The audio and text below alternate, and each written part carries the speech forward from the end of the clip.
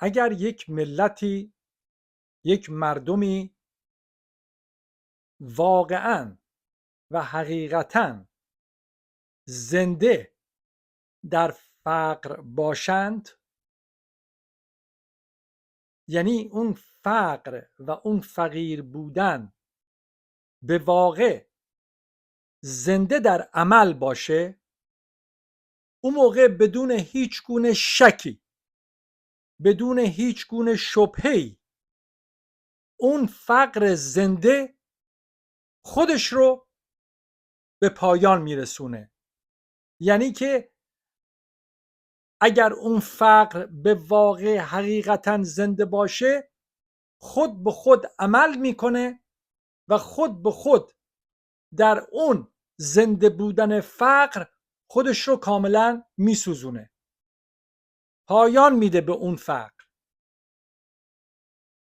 اما اون ملتی که فقر رو در یک معنی میفهمه، در یک ارزشیابی میفهمه، در یک قیاس میفهمه، در اون مقایسه به یک معنیزایی و فهمی به نام فقر میرسه،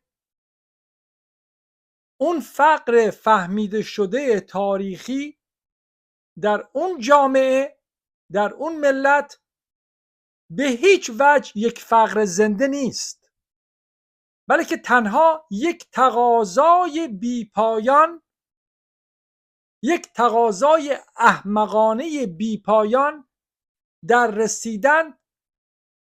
رسیدن ظاهری به پایان خودش هست، در عکس العملی در حفظ و تداوم اون چیزی که میخواد ازش رها بشه، یعنی در حفظ و تداوم معنی در تناقض با خودش.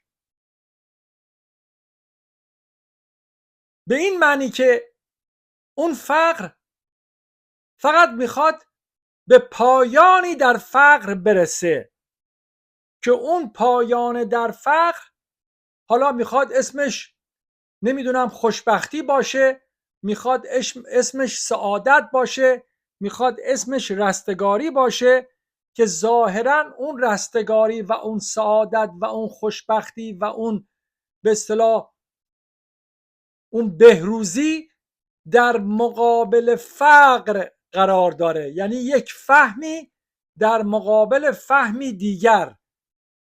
ولی این حقیقت همیشه برای من و تو پوشیده شده هستش که اون بهروزی و سعادت و خوشبختی در مقابل این فقر یکی هست.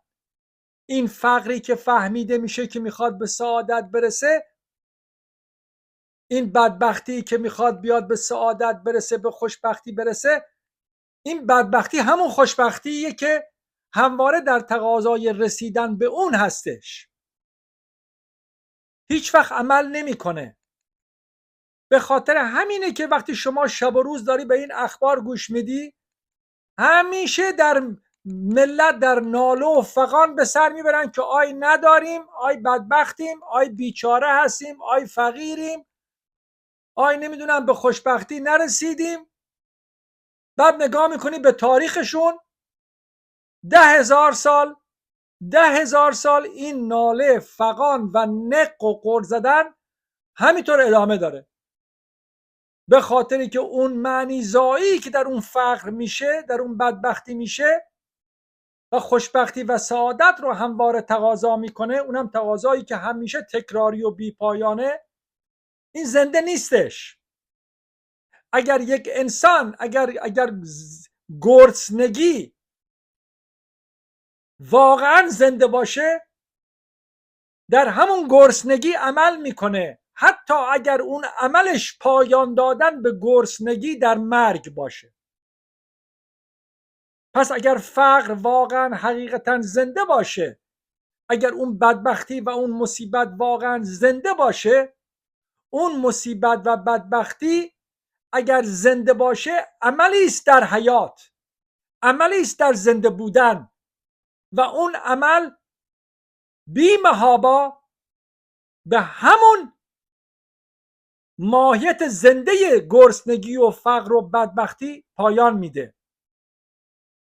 اما ما میبینیم که فرهنگ و تاریخ اجتماعی انسانیت اینطور نیست. همیشه میخواد از فقر رها بشه، همیشه میخواد به اون واحه بهشتی، به اون واحه خوشبختی، بهروزی، کامیاری و سعادت برسه. اونم در تناقض خودش.